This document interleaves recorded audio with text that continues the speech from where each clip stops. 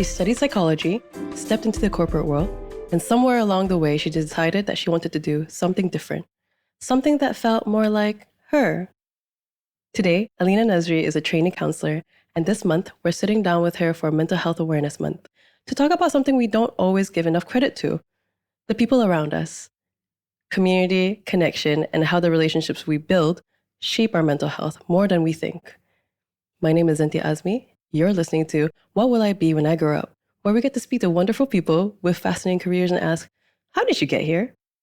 Hi, Alina. Welcome. Thank you for coming with us today. How are you doing? Thank you for having me. I'm good. How are you? Yeah, it's been a morning now that we're back from Raya, and everyone's just trying to kind of Get into the groove. Yeah. From all the Raya My brain is still loading from catching up with everything this week.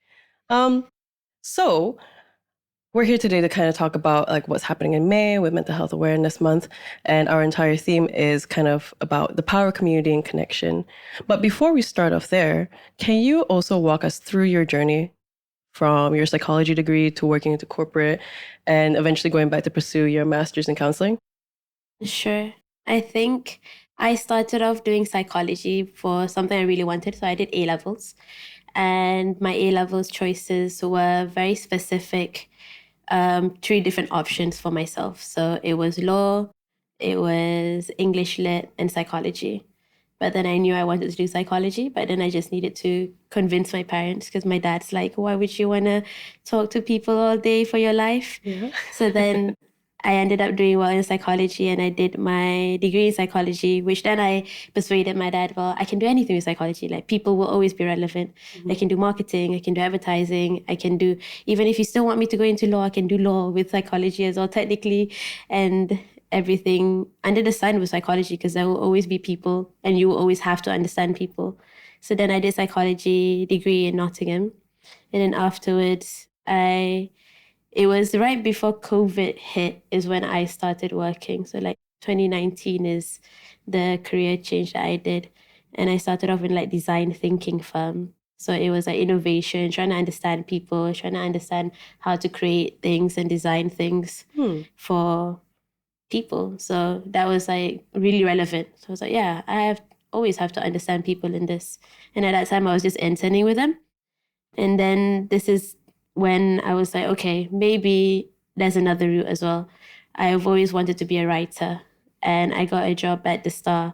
Oh. And that was like a graduate trainee program. So I was like, oh, that's another list in my life that I've always wanted to do. I've always wanted to be a journalist. I've always thought reporting was cool until you get into the reporting room and it's all chaos and everyone's screaming at you trying to get the news of the day, and you don't know what the news of the day is, and you have to be number one in getting the news. So I'm like, oh, this is not for me. And then I got into marketing because it's creative, and I did tell my dad I'd do psychology for marketing. So then I was like, I'll make some ads. And that's when I got really into the corporate world. So I got into marketing, I got into fintech marketing, tech marketing, and it was good. But I was really chasing money. I was really like, I need, there's a sort of addiction when you start doing well and you start making money that you're like, I can go further. My career can go higher. I can jump higher. And throughout the whole time I was thinking, oh, what would a marketer do? Oh, what would a marketing manager think like? Oh, how do you think as a chief marketing officer? I would think all these, and I'm like, who am I? Am I actually this marketing manager? Right. Do I actually know how people would think about money and how to embed money in people's mind, because I'm in fintech? Yeah. So that was really a big awakening where I was like, oh, why am I doing this for my 9 to 5? And it was such a big chunk of your day. And it was a Grab driver that told me that was like, if you don't chase your dreams now, you're always going to push it aside. When I was telling him I wanted to be a counsellor, rated that driver 5-star. Oh my God. And that's when I decided, oh, let's actually look into it. Because I always gave myself the excuse of, I need the money to support my family, and I need the money for my own stability to build the foundation for an easier life after. And I always thought I can do psychology or counseling when I'm in my 40s. Because I always thought that I had to take my master's in the UK or take my master's in the US or Australia or anywhere that would give me like a master's in clinical psychology or a master's in counseling. But then I learned that there was another option of working while still studying. That's not too difficult at Open University. Oh, okay. So I called, I researched it, I called it, and then they were like, I was like, oh, I want to sign up. This was September. I was like, I want to sign up for the January intake. This is September 2024? 2 years ago, 2024, 2023 maybe. And I was like, I want to sign up for this. And then they're like, oh, we actually have our open day tomorrow. It was like, would you like to come? And I'm like, yeah, I'd like to come and see what else we can do for January. She's like, oh, but we have spots in September. Oh. And she's like, just come and see. Okay. And then I went and then I saw it and then they were saying all the modules and everything. And I'm like, wow, this is so cool, like counseling. And then I just signed up. I just was like, signed. And I came back and my parents was like, how was it? How was the open day? And I'm like, I think I signed up. And they're like, what do you mean you think you signed up? And I'm like, oh, I think I did. You just kind of came in there, looked at everything and be like, yep, I that's can it. afford this. Done. Oh, okay. And that's how I did it. And it's literally like the Nike advert. Just do it. You just don't think. You just do. Okay. Wait, so what did you think counseling would be like before you started getting into it? Like studying it? What did you, in your mind, imagine like, oh, what would be the output once you graduated, and what's the reality of it? Oh, that's a good question. So when I got into psychology, I was really adamant on becoming a clinical psychologist. I wanted to work with the diagnosis of people. I wanted to learn more about personality disorder. I wanted to work with special needs and things like that. So I was really adamant on that. But then when I found out that there's counseling, and to be honest, I actually looked down on counseling when I first started because I was like, just talking to people, man. Oh. You don't really need a master's for that, do you? Well, funny that we're here today. And then I found out that there's like talk therapy, which is what counseling focuses on. Well, you don't get to diagnose people. You still have to talk to people to manage them, to express themselves and help them with their thoughts. But what counseling taught me was that it is a major expression of life. Like you have to understand people from the start of their life all the way to the end of their life and all the different walks of life. And basically just hold that space for people, which is so necessary in this day and age. And yes, there are a lot of counselors. And then when you think of a counselor, you think of your school counsellor or like your education counsellor, which are all significant parts. But then some have trauma with them, some have a bad view of them. Yeah. But at the end of the day, what a counsellor does is just holds that space for you to guide you through your emotions when you feel like you're alone. Yeah. So in my first class, this was the most significant class that I had, that I made the right decision. It was human lifespan, where we had to learn about from you're a baby all the way to a toddler and all the things you go through in your experience all the way to death. Right. So we had classes where we meet people who take care of end of life, and we meet people who are nannies, we meet people who are sex therapists. Like all of these you experience in your life, and they are very specific moments and pockets of your life that they have expertise on. Right. So when I first went to my counseling class, it was a group of people, all different ages. There was policemen. That's a great thing about Open University, is that all people working from all kinds. So there was a policeman, there was a lawyer, there was a nun. Oh. There was an ustad, and there was just corporate people as well. Yeah. And we all had to pick a card. It was like a card for your subconscious thing. And you all had to pick a card and be like, what made you choose your path today? to take this counseling course. And everyone chose their cards. And then I chose my card and it was just a painting, a person painting. And I didn't get it. I was like, I liked painting. I like art. I like expressing myself, which was what I thought. Yeah. But then it turns out when I was explaining myself, I was like, oh, this is when I get to start my path. This is when I get to create my story. And I am the painter and this is my painting. It's not that someone else was the painter, someone else was shaping me, or someone else was telling me what to do, or I'm painting for someone else, where it's the life that I thought I lived before when I was doing marketing or I was doing corporate.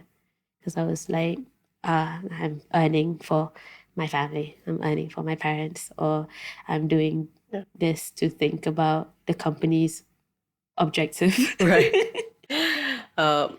It became a little bit more complex, a little bit more layered now that you kind of broke away and saw the bigger picture of what it actually means to do counseling, wasn't it? Yeah. So I learned that when you do counseling as a master's, this is like a note for anyone looking into masters or psychology. Students, listen up. Yeah, you gotta really look into yourself. You gotta therapize yourself before you therapize other people. So you have to be ready to open yourself up and learn about yourself, because when you have that space for vulnerability is when you can hold space for other people. Right. So that was an eye-opening thing about counseling as well. How would you prepare? All the classes, like the human lifespan, they make you go through the theory of all the human lifespan. And then there are gaps in like certain things that you grow up with. So like, let's say at a certain age, you're supposed to learn autonomy.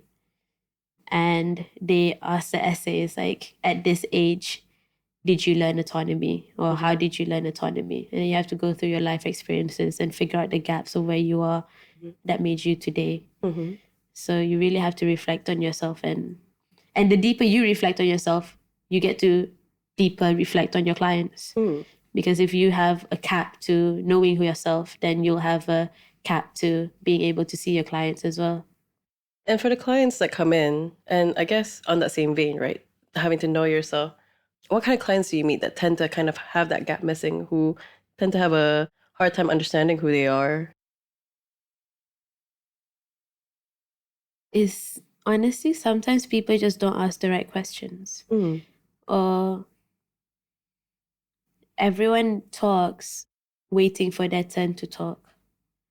And that's what a counseling room does, where they just have all the space that they want to talk. And you as a counselor just listen. And you just ask the right questions.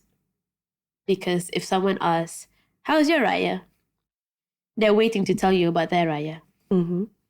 So everyone in majority of this world is they want to talk waiting for their turn to talk, or like they want to talk with a specific objective of trying to discuss to get somewhere, you know? Yeah. But then in the counseling room, you have that time, that 1 hour, that 1.5 hours, where you just sit and just ramble with direction towards understanding yourself.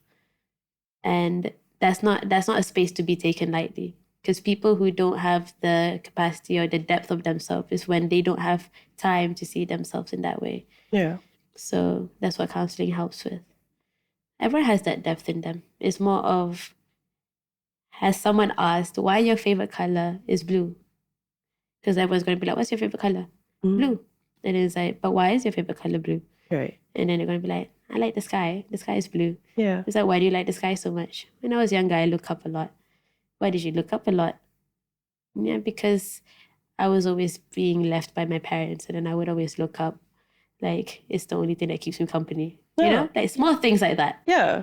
And then But you just have to keep asking, because no one's going to hold that space for you to keep answering. Yeah. Because everyone's going to be like, oh, you like blue because the sky. Okay. And it's hard, right? Because day to day, you wouldn't technically be able to find that space because everyone's moving at different paces, different levels. Everyone's It's a rat race. Yeah, it's a rat race. It's a rat race. In that sense, where like it's nice to know that like, you know, the objective of a counselor is to hold space for you. You have your hour. Do clients feel that sense that their hour is their hour, or does that come with hesitation? For example, let's see if you're a person that experienced loneliness and isolation. And that's something that's increasingly common, like especially in young Malaysians, right? You're navigating busy lives, your lives can feel disconnected. So when they finally come to a point where they're signing up for counseling, what tends to come up as part of what someone's going through, once they've sat on that chair and have their hour with you? I think a common factor is that they've ran out of options to talk to people. And I think that's major because no one comes to counseling as a first choice. It's always, I can't talk to my partner. I can't talk to my friend about this. I can't talk to my parents about this. I can't talk to my family about this. And that's when they come to a counselor. They even talk to AI first before they come to a counselor. They do. Like even chat isn't helping me here. Yeah. That's when they come to a counselor. So that's a common factor in majority of clients. Yeah. But not to say that counseling shouldn't be a first or second option. But it is when people are pushed at the edge of loneliness is when they come and reach out for counseling. And I think it's great for us to be that person of the safe space that you feel to come to when you feel lonely. Like I find that a privilege and I find that a blessing in my job, that I feel honored that you are here to tell me and you're uncomfortable to tell all these other people that you've known all your life. And I'm glad to be that stranger. That would help, not like a random stranger at the side of the street or like when you sit next to a bus, you're like, I just lost my job. And then they're like, oh. But there's so many avenues, I guess, in life for the opportunity to talk to people. But we still do find a lot of young Malaysians that carry that loneliness around them, even though they're surrounded by people. Like, why do you think that is? Or what's the major, like maybe one of the main reasons or the common reasons that come up? I think nowadays you can always be in a room full of people and still feel lonely. And that's such a common feeling because there is a lack of connection between the people. So you can always be surrounded by all these people and feel like you're fighting your lonerism or your lonely feeling, but you're not necessarily connecting with them. It's as simple as dating nowadays is so much more difficult because of all the options you have out there in dating apps. Yeah. So you have like 100 people that you're swiping left and right to, but then you're not necessarily giving them the opportunity to connect. And having that option or having that thought of like bite-sized connection is killing you, honestly. It's the same as we don't learn in depth anymore because we're just speed running through our TikTok and just reading headlines. Yeah. So the headline is there's no more work, there's no more oil right now. Yeah. And we gotta do work from home. Yeah. That's the headline. Yeah. But then people's like, yeah, working from home now. But then the whole article is saying it's in discussion. Right. They're trying to urge it. It's not necessary. Why we're doing this, how we're tackling this, it's all in the article. But then that's just how connection is. You see your friend's story and you're like, oh yeah, she went to Perak for her balik kampung. Yeah. She went to see her family. But then you don't necessarily, she looks like she had fun. You don't know that when she was there, her parents are asking, her aunts asking, when are you getting married? When are you getting married? When are you getting married? Or you don't know that she had a food allergy at that day. Yeah. You don't know all these things because you just have bite-sized connections at all times. Yeah. So when you have counseling or when you have that depth in friendship, it's not just bite-sized connection. You're reading the whole book. You're not reading a chapter of someone. Yeah. You're not just knowing someone for a chapter of their... The chapter's pretty good, honestly. A page of their life. You're reading someone for a chapter, a few chapters. And then counseling is you're giving yourself as a whole book and the counselor's reading you as a whole book. Yeah. There's all parts of you that you're willing to share with the counselor is what you get. Does it come down to kind of people have maybe lost the art of what it means to be there with each other or support each other. Do you think that if we don't have a support system or strong one, this is kind of where we start Yeah. when it comes to building like connections with our friends, to like really see our friend? Yeah. It takes a lot, like if we're talking about friendship, it takes a lot from an individual to be vulnerable. Yeah, people don't really know where to like start asking. Like they don't just go out and be like, "I'm lonely, help!" Yeah. Yeah, No one's going to be like that. yeah, That's hard. But then they would say it in other ways, and it's just for you to click that you're like, oh, are you okay? mm, It's as simple as if they overshare. Probably they don't have anyone to share their day with. Or if they just leave niblets and crumbs of, oh yeah, I ate alone. Yeah, I watched TV last night. I stayed up all night. Like all these niblets and crumbs that you can be like, oh, what were you doing? They just want some sort of more connection to talk, right? yeah, But then everyone's kind of in their own head, and we don't blame it because it's kind of difficult out here. But everyone's in their own head trying to figure out themselves. So how do you hold that space for someone else? yeah. It's something that people are still kind of figuring out, right? I've been seeing more and more on social media of people hosting more events where they can organize days where or ideas where you could come together and do admin days with your friends, come together and learn how to do taxes. And I see a lot of That's people so try. cute. Yeah. And we have more like social clubs where people come in to do, Exactly. class pass or work out Exactly. together or just talk. Everyone's going through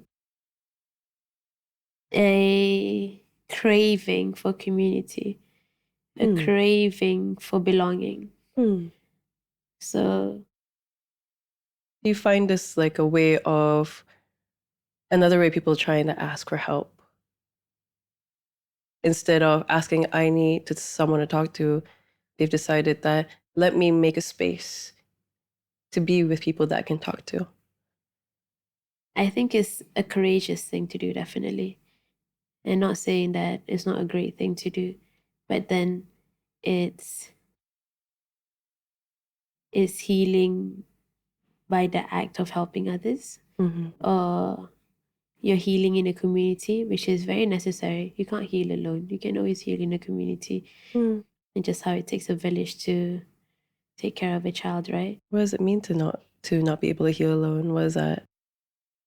Because at the end of the day, the main thing that people always have an issue with, no matter where they go in their life, it is always about someone else. Whatever problems you have in your life is always about someone.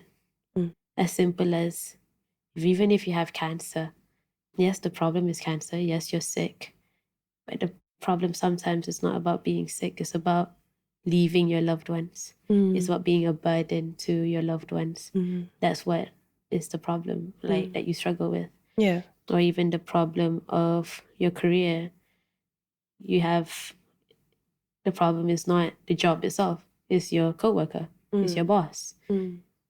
So you will always have that interpersonal issues, and that is what people go to counseling for. So when you heal in a community, you're kind of not subsiding, but like the internal personal issues would be less, because I can always tell you, yeah, that sucks, you're okay, you're alone, you can do this. But at the end of the day, you still have to go out and be with people, and you still have to build that friendship with people, build that connection with people for sustainability, right? Yeah. So that's how you heal in a group. Do you find other people who are maybe the complete opposite of that, those that go out their way to be alone, to not have connections? Those are just people who are just guarding themselves, which is fine. I think when you've been hurt so much and you want to guard yourself up, it's a fair reaction and response. But then, what is life without love? And if you're not willing to love others, or you're not willing to open yourself up for love, you're kind of missing out on the beauty of life. And it's like life without colors. That's true. I feel like it would be a lot more grayer when it's just you by yourself and you see others making connections and friends. Yeah. And having a dinner table to come back to sit and have you a can chat have with your someone. hobbies. Yeah. You can have your hobbies. Take pictures. Take pictures of things. You take pictures of items. Mm-hmm. You build robots. You write. But all of it has. At the end of the day, you still want to be like, look what I built. Yeah. Look what I made. Yeah, like I made a Gundam. Look at this. Yes. Look at my sets. like I've spent this much money. Please look at them. Like exactly. There's gonna be someone that you want to. A bid for connection somewhere. Yeah. You always bid for connection. Yeah. What would you say for those that want to kind of start asking for? Well, correct me if I'm wrong in saying this. Like basically, like what would you ask people when, or tell people, or give them advice on when they're trying to make their bid for connections more obvious, when they want to ask or help? How does the power community help in this situation? You know, what would it be? You gotta be ready to get a little bit hurt because not everyone is going to accept you. So it is like the question of to love or not to love at all, right? Yeah. Like which would you rather? So you have to be vulnerable, which takes a lot of courage and a lot of strength. And when you're vulnerable, to ask for help or to ask for connections, there are people that might reject you, but then there are people that might listen to you. So if you have 100 friends that don't listen to you, but you just have that one friend, isn't that more valuable than the 100 people that just ask you about what you ate today compared to how your day was? Yeah. So it's really putting yourself out there to almost get hurt, but then it's how you date. You get hurt, and then you marry someone, and you're like, love of my life, I found you. Yeah. But then you go through all the heartbreaks. Yeah. Example, classic story. Bella Astila. Congratulations, Saisa and Bella Estilla. You gotta go through the Alif guy for you to get yourself a Said Sadiq. Yes. Or so another example. And she was constantly, she was constantly vulnerable. She was constantly putting herself out there. That showed her strength and dedication in believing in love. Yeah. And then she had somebody there that kind of helped her prove along the way. Yeah. Of that love.